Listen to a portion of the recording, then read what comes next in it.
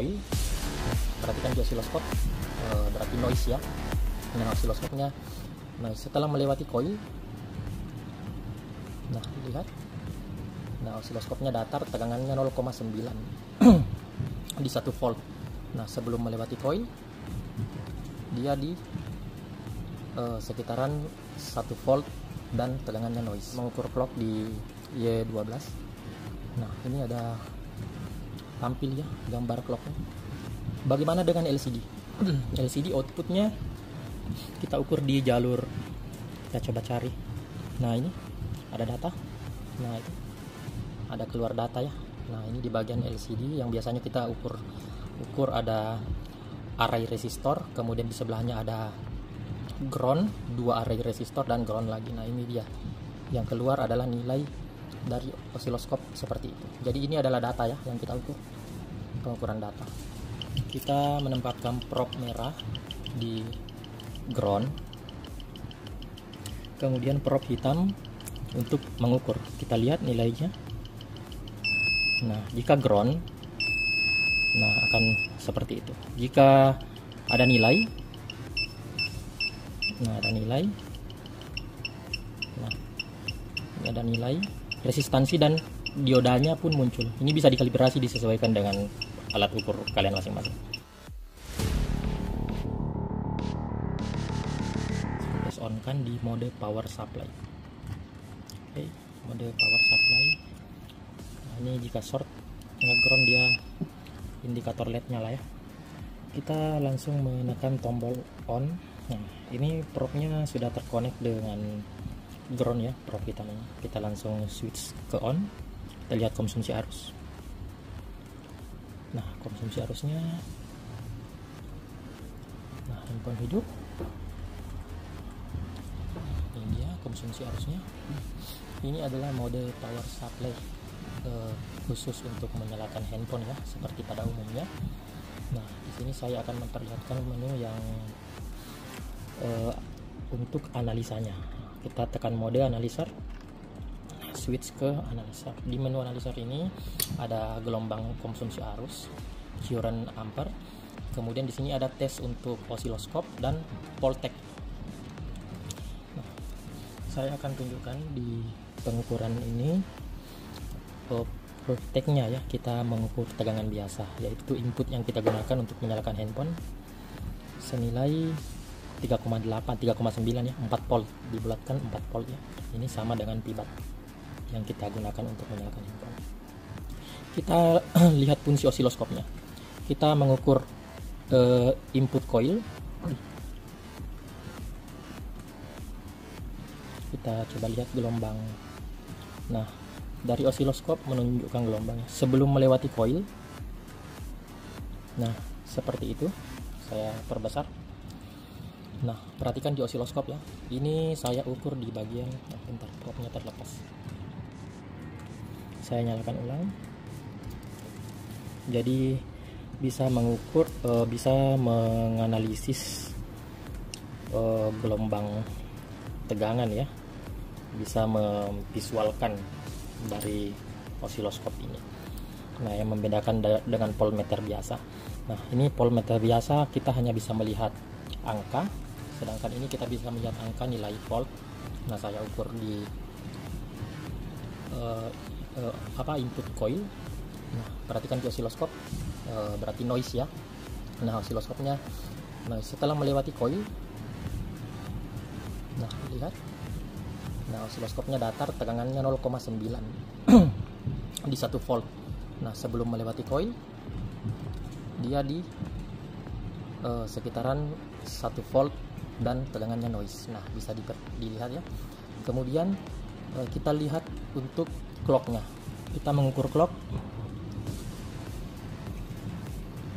Nah, ini dia pengukuran clock. Nah, ini saya mengukur clock di Y12. Nah, ini ada tampil ya gambar clocknya. Bagaimana dengan LCD? LCD outputnya kita ukur di jalur MIPI atau bisa disebut MISO atau MOSI ya. Nah, kita lihat. Nah, perhatikan di osiloskopnya. Saya coba cari data yang ada LCD ya di bagian sini. Gelombangnya tegangannya dapat, kemudian gelombang untuk datanya juga dapat. Saya coba restart, matikan handphone, kemudian nyalakan ulang. Nah, ini di mode analyzer bisa lihat juga ya current ampernya. Nah, lihat, jadi yang di atas adalah gelombang arus, yang di bawah adalah osiloskop. Nah, ini gelombang arus. Nah, ini arus, bawah osiloskop. Kita langsung tes tadi di bagian LCD. Nah, ini ada. Nah, perhatikan data di osiloskop. Jadi output LCD. Nah, ini saya mengukur di probe. Nah, itu ada gelombang. Kita coba cari. Nah, ini ada data. Nah, itu ada keluar data ya. Nah, ini di bagian LCD yang biasanya kita ukur ada array resistor, kemudian di sebelahnya ada ground, 2 array resistor dan ground lagi. Nah, ini dia. Yang keluar adalah nilai dari osiloskop seperti itu. Jadi ini adalah data ya yang kita ukur, pengukuran data. Nah, itu. Nah, tadi clock sudah ya. Nah, ini pengukuran clock. Nah, yang di atas ini adalah current ampere, ini clock yang di atas bawah. Kemudian yang ini adalah nilai voltage, nilai tegangan. Nah, oke, kita lanjut ke menu dioda mode. Nah, dioda mode di sini kita menempatkan probe merah di ground, kemudian probe hitam untuk mengukur. Kita lihat nilainya. Nah, jika ground, nah akan seperti itu. Jika ada nilai, nah ada nilai, nah ini ada nilai, resistansi dan diodanya pun muncul. Ini bisa dikalibrasi, disesuaikan dengan alat ukur kalian masing-masing. Nah, ini kita lihat. Oke, ada nilai. Nah, jika ground, jika short, LED akan menyala. Ini pun LED-nya pun berkedip sesuai dengan irama ininya, bipnya ya. Kita mengukur. Nah, di sini ada fasilitas output. Jika ditekan, ini bisa mengeluarkan enable. Jadi enable biasanya kita ambil 1,8 atau 0, berapa biasanya yang kita gunakan untuk jadi probe ini bisa menjadi output. Ini pada saat saya tekan, LED-nya mati, LED-nya nyala. Kita perhatikan di sini. Jadi jika ingin mengetes IC lampu atau apa, kita bisa menyuntikkan enable senilai tegangan yang diinginkan. Kita bisa kalibrasi, kita di 0,6, di 1,2, 1,8 ataupun di berapa, bisa menjadi probe enable. Nah, ini untuk probe-nya tadi ya. Kemudian ini ada BOS fungsinya. Ini untuk mentoknya di 5 volt. Jika kita ingin lebih daripada 5 volt, kita tinggal menekan BOS, tekan, kemudian kita lihat. Nah, ini dia bisa 32 volt ya. Nah, kita switch lagi ke mode biasa. Nah, ini hanya maksimal di 5 volt, bisa disesuaikan. Nah, jadi maksimalnya di 32. Untuk batas amannya kita bisa kalibrasi di 5 volt saja. Kita set di 5 volt. Nah, kita set di 5 volt bisa. Nah, jadi konsumsi arusnya bisa langsung lihat di sini juga bisa. Nah, ini pengisian dan konsumsi arus charger bisa lihat dari sini. Kita bisa menggunakan analog. Nah, bisa juga menggunakan mode analyzer. Nah, ini mode analyzer. Osiloskopnya diam ya karena probe tidak kita gunakan. Konsumsi arus cas. Nah, ini konsumsi arus cas untuk Samsung J2 Prime yang kita jadikan bahannya. Nah, kemudian untuk pengecasannya di sini menggunakan 12 volt. Ini ada indikator baterai ya. Ini ada indikator baterai di bagian atas, itu 65% baterai. Jika kita colok cas, nah berarti berpindah mode ke baterainya mengisi, yang digunakan cuma output dari charger 12 volt ini. Jadi ini ada menggunakan baterai 18650 2 pieces di seri. Nah, pengisiannya di sekitar 9 volt. Untuk nilai penuhnya itu di 8,4 volt. Nah, jadi ini switching berarti yang berfungsi yang ini. Baterainya diam, pengisian saja, menunggu hingga full baterai. Nah, oke. Mungkin itu dulu untuk reviewnya. Nanti kita akan review lagi untuk pengerjaan di lapangan. Nah, ini untuk power supply. Oh iya, untuk konsumsi untuk maksimal ampere yang dihasilkan itu batasnya di 3,2 volt. 3,2 ampere maksudnya. Nah, ini maksimalnya di 3,2. Nah, ini maksimal ya. Tegangannya maksimal di 32 volt dan konsumsi arus yang dihasilkan senilai maksimal 3,2 ampere. Nah,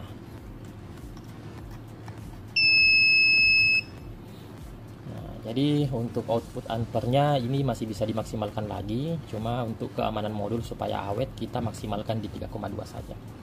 Oke, untuk testimoninya seperti itu dulu. Kita akan lanjut lagi untuk pengetesan nilai fungsi prop. Nah, prop ini fungsinya nanti bisa digunakan untuk menyalakan handphone yang tidak support menggunakan baterai, menggunakan kabel prop plus minus.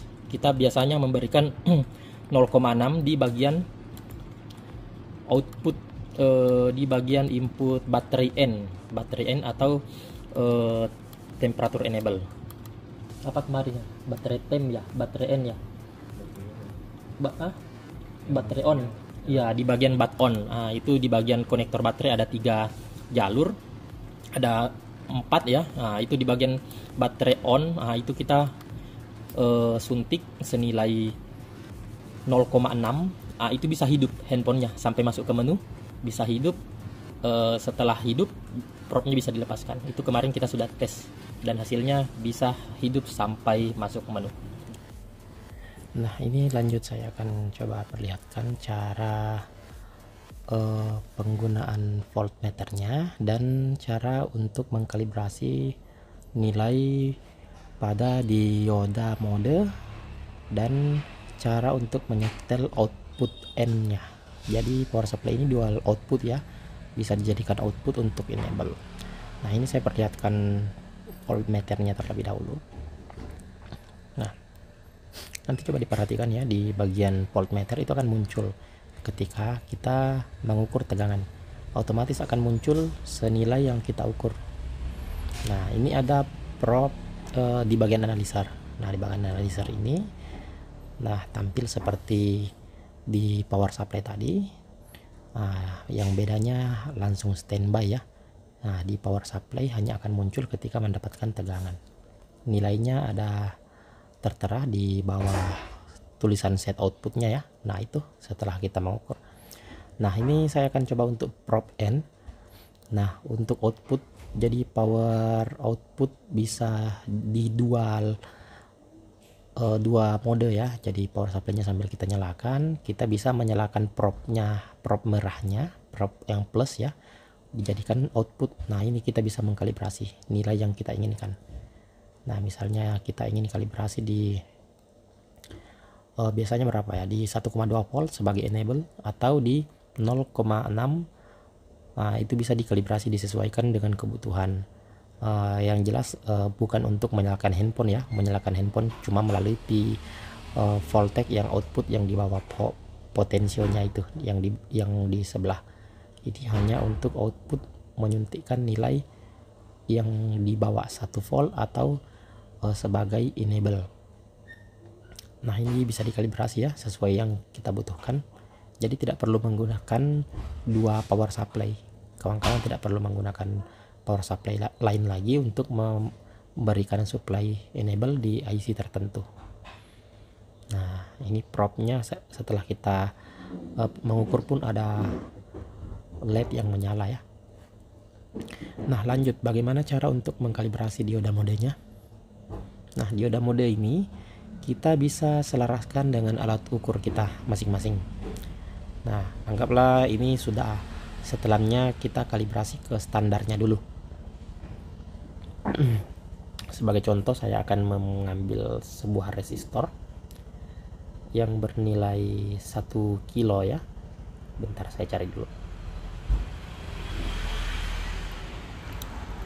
Nah ini ada. Saya akan mencoba ukur nilai 1 kilo atau 1000 ohm. Nah, kita tempatkan di probe plus minusnya ya. Nah, seperti biasa kita mengukur, nah akan tampil nilai hasil pengukuran. Nah, ini dikalibrasi jika belum sesuai. Ini berhubung baru selesai dirakit, saya akan kalibrasi untuk menyesuaikan nilainya. Nah, ini saya putar hingga nilainya sesuai. Kalibrasinya dilakukan sekali aja. Seandainya nilainya tidak akurat, bisa kita melakukan kalibrasi secara variabel. Oke, kita putar sehingga nilainya pas ya. Nah, ini sudah 1 kilo sesuai dengan resistor yang saya ukur. Nah, ini sekali aja kalibrasinya. Berikutnya sudah akan akurat selama tidak diputar trim potnya. Nah, saya akan coba lagi di resistor yang nilainya sekitar 470 ohm ya. Ini ada. Nah, ini bentar. Nah, ini saya tes. Tadi 1 kilo sudah pas ya pengukurannya, kita kalibrasi. Nah, ini sudah pas juga. Nah, jadi kalibrasinya cukup sekali selama potensionya atau dia trimnya tidak pernah diputar, akan selalu akurat nilainya. Nah, oke. Nah, ini kita tes dioda modenya. Dioda modenya pun sama. Jika ingin diselaraskan dengan alat ukur teman masing-masing, silahkan dikalibrasi.